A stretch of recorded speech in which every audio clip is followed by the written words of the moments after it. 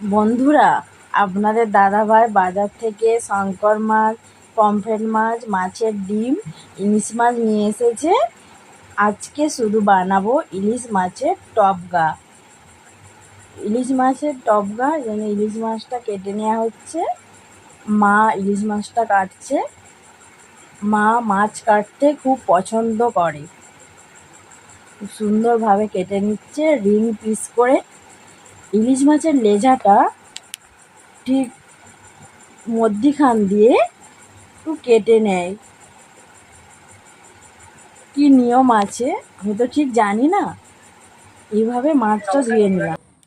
নমস্কার বন্ধুরা, দোলন হোম কিচেনে আপনাদের সবাইকে স্বাগতম জানাই। আজকের বানাবো কোলাঘাটের ইলিশ সর্ষে বাটা দিয়ে ইলিশের টপগা।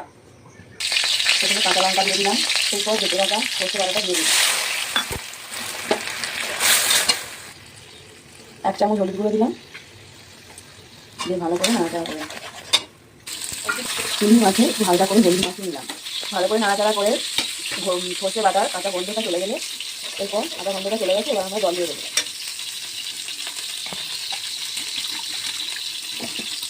এরপর আমরা পরিমাণ মতো নুন দিয়ে দিলাম। মাছগুলো দিয়ে দেবো।